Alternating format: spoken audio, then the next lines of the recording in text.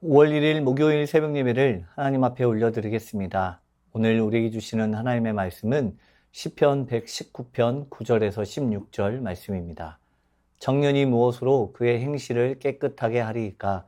주의 말씀만 지킬 따름이니이다. 내가 전심으로 주를 찾았사오니 주의 계명에서 떠나지 말게 하소서.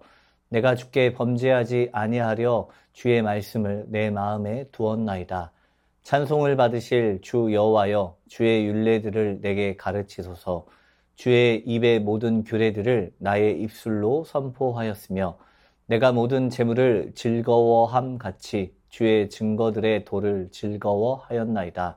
내가 주의 법도들을 작은 소리로 읊조리며 주의 길들에 주의하며 주의 율례들을 즐거워하며 주의 말씀을 잊지 아니하리이다. 아멘. 오늘 본문 시편 119편 9절 말씀은 우리 인생에서 가장 중요하고도 결정적인 시기인 청년의 때를 어떻게 살아가야 하는지를 가르쳐주고 있습니다. 여기에서 청년으로 번역된 히브리어 나아르는 단순히 어린 아이나 젊은이를 말하는 것이 아닙니다. 전쟁에 나가 싸울 수 있는 건강한 청년, 다시 말해 인생의 열정과 에너지가 최고조에 있는 시기를 의미합니다. 동시에 그만큼 죄의 유혹에 쉽게 빠질 수 있는 위험한 시기이기도 합니다. 인생에 있어서 가장 중요한 시기를 살아가는 때에 죄를 멀리하고 자신이 가진 힘과 열정을 효과적으로 사용할 때 바로 복된 인생, 아름다운 인생을 살 수 있음을 말씀하고 있는 것입니다. 하지만 반대로 자신이 가진 젊음의 힘과 정열이 정욕에 휘둘리고 허탄하고 그릇된 일에 소진된다면 그의 인생은 허무와 저주로 흘러갈 수밖에 없는 것입니다. 젊음의 시기는 모든 사람들에게 정말로 중요한 시기입니다. 이 젊음은 육신적인 시기만을 이야기하는 것이 아니라 바로 영적인 시기를 중요하게 생각해야 함을 이야기합니다. 신앙의 시기는 항상 청년의 때와 같은 그 열심과 열정을 가지고 살아가야 합니다. 하나님 앞에서 성도의 삶은 언제나 그분과 함께하는 열심과 열정을 품고 신앙 안에서 오늘 우리의 행실을 깨끗하게 하기 위해 힘써야 합니다. 오늘 본문은 나의 행실을 깨끗하게 하기 위한 분명한 방법을 가르쳐주고 있습니다. 바로 주의 말씀을 지키는 것입니다. 청년의 때를 돌아보면 삶의 고난과 어려움이 이상하리만큼 더 많이 찾아왔던 것 같습니다. 이해할 수 없는 어려움들, 내가 감당할 수 없는 문제들이 쉴 새 없이 생겨나고 그 상황 가운데 내가 어찌할 수 없는 그 상황이 더욱더 의지할 대상을 구할 수밖에 없는 선택으로 이어지게 됩니다. 바로 그때 청년의 선택은 전심으로 주를 찾는 것이었으며 그의 합당한 방법은 바로 주의 계명에서 떠나지 않는 것이었습니다. 하나님의 말씀에서 멀어지지 아니하며 죄를 범하지 않는 방법은 오직 주의 말씀을 마음에 간직하며 살아가는 것입니다. 어려움을 만나고 문제를 대하게 되면 우리는 너무나도 쉽게 하나님을 원망하고 불평하게 됩니다. 이해할 수 없는 문제 앞에 하나님을 의심하며 부정하기에까지 이르게 됩니다. 하지만 시편의 기자는 분명하게 우리 삶에 가야 할 길을 가르쳐주고 있습니다. 주의 율례를 따라 살아가는 삶입니다. 주님의 율례를 가까이 하며 그 율법의 가르침을 듣고 배울 때 주의 길을 온전히 걸어갈 수 있습니다. 여호와 하나님은 찬양받기 합당하신 분이십니다. 찬양이란 단순히 우리의 감정을 풍성하게 하기 위한 도구로서 노래를 말하는 것이 아닙니다. 찬양은 하나님이 얼마나 높고 위대하신 분이신지 그것을 우리의 입을 통해서 그리고 삶을 통해서 나타내는 것입니다. 시인은 자신의 입으로 여호와의 모든 규례들을 자신의 입술로 선포하기 시작합니다. 자신의 행실을 깨끗게 하고 범죄하지 않으며 주의 말씀을 지키고 그것을 마음속에 두려고 노력하였습니다. 그리고 그 안에서 하나님의 말씀에 대한 가르침을 받게 되며 그 말씀을 자신의 입술로 선포하였습니다. 주의 율례를 지키며 살아가는 이들의 삶은 바로 이와 같은 삶이 되어야 합니다. 하나님의 말씀을 선포하는 삶, 주님의 영광을 찬양하는 삶으로서 어디에 있든지 주님을 즐거워하는 것이 삶의 기준이 되어야 하는 것입니다. 시인은 더 나아가서 인간의 원초적인 즐거움을 이야기하며 주의 증거들의 도를 즐거워함을 이야기합니다. 세상 사람들이 가장 즐거워하는 대상이 무엇입니까? 바로 물질입니다.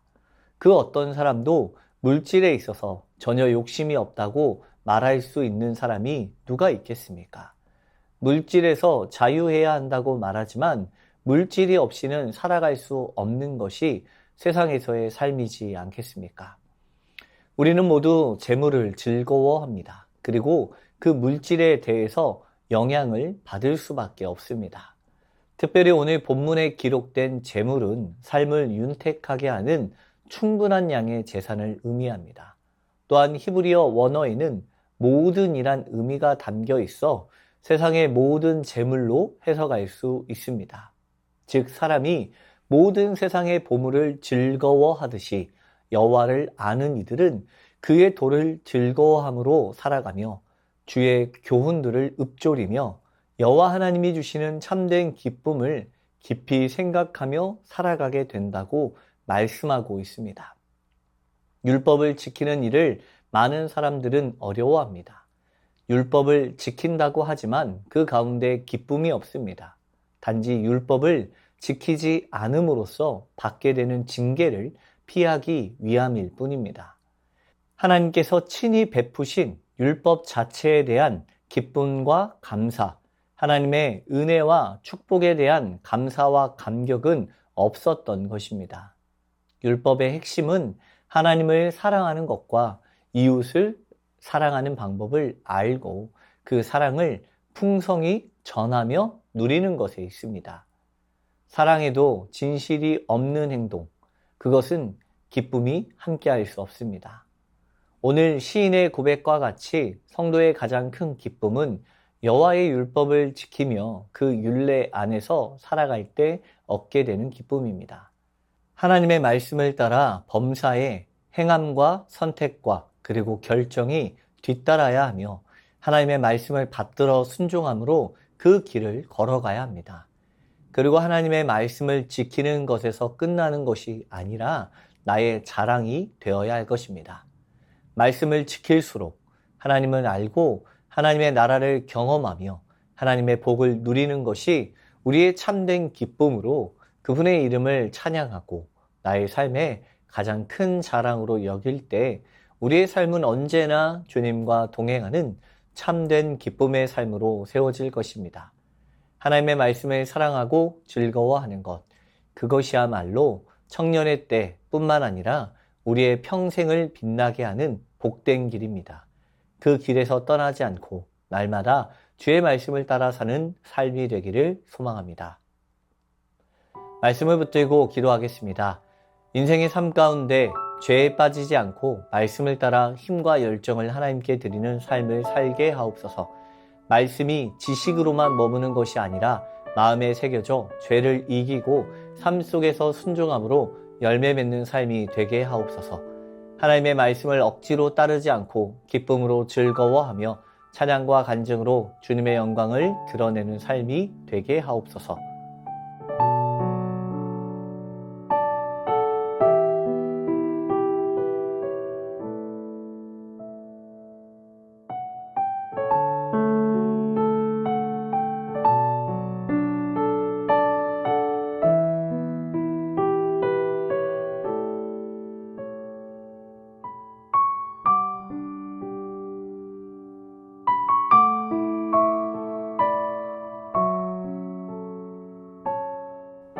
나라와 민족을 위해서 기도합니다. 이 땅의 지도자들에게 진리와 공의의 영을 부어주시고 국민을 두려워하며 섬기는 겸손한 리더십을 갖게 하옵소서. 고물가, 고금리, 고환율의 삼중고요 속에 있는 국민들과 자영업자들, 특히 사회적 약자들에게 하나님의 긍휼과 도우심이 임하게 하옵소서. 정치적 편향이나 세속적 이익을 내려놓고 예수 그리스도의 십자가 복음만을 드러내는 한국 교회가 되게 하옵소서.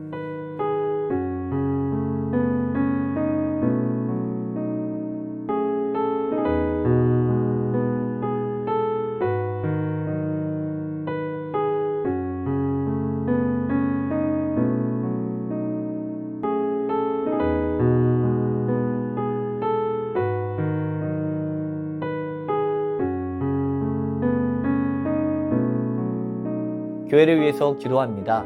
5월 온가족 축제를 통하여 복음이 필요한 가족들을 위해 기도하며 한마음 한뜻으로 복음을 전하는 시간이 되게 하옵소서. 5월 3일 어린이를 위한 행복한 파티가 풍성한 천국 잔치가 되게 하며 그리스도를 알아가는 귀한 통로가 되게 하옵소서. 담임 목사님과 부교육자 모든 중직자들이 그리스도를 더욱더 알아가는 일에 힘쓰게 하시고 말씀과 기도로 바로 서게 하옵소서.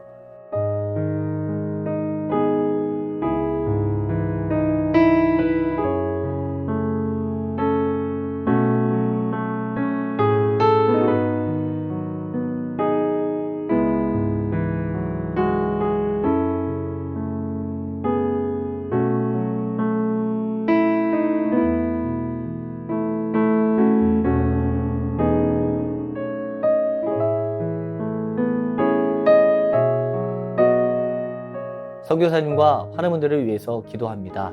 오늘은 탄자니아 김현석 고미라 선교사님을 위해서 기도하겠습니다. 김현석 선교사가 오고 가는 사역지의 이동길이 안전으로 지켜주시도록 우리 가정을 통해 주님의 사랑을 잘 흘려보낼 수 있도록 늘 감사와 평안으로 주님의 뜻을 잘 분별하여 나갈 수 있는 한 달 되도록 환우분들을 위해서 기도하겠습니다. 강중희 집사님 염증 수치가 높아지고 콩팥 기능이 저하되어 기능 회복을 위해 관 삽입 시술을 하였습니다. 염증 수치가 떨어지고 콩팥 기능이 속히 회복되게 하옵소서. 오현정 간사님 2차 항암을 마쳤습니다. 항암을 통해 폐, 부신, 췌장액을 분비하는 곳, 갑상선에 있는 암세포들이 깨끗이 사라지게 하시고 부작용 없게 하옵소서. 조정순 권사님 남편 백형호님 뇌출혈로 입원 중에 있습니다. 일반 병실로 옮겼지만 아직 회복이 필요합니다. 주님 치료하여 주옵소서. 박홍규 집사님 뇌경색 치료 후 재활치료하고 있습니다. 일상생활에 아무런 어려움 없도록 온전한 회복을 주옵소서. 박세은 집사님 유방암 발병 이후 뼈전이 되었습니다. 통증이 사라지고 회복의 역사가 나타나게 하옵소서. 양금숙 성도님 이번 검사 결과 방사선 치료받았던 종양이 더 커지지 않고 있어 3개월 후에 다시 검사받기로 하였습니다. 커지지 않고 회복될 수 있도록 도와주옵소서. 김민정이 집사님 방사선 치료 효과가 미비하여 호르몬제 약으로 치료하고 있습니다. 검사 수치가 올라가지 않고 떨어질 수 있도록 지켜주시고 이후 모든 과정을 주님께서 지켜주시옵소서. 권우순 권사님 폐에 있는 종양이 커져 항암 치료제를 변경하였습니다. 변경된 항암 치료제로 인한 부작용 없이 온전히 치료되도록 지켜주옵소서. 노성빈 형제님 크론병으로 8주에 한 번 주사제 치료를 하고 있습니다.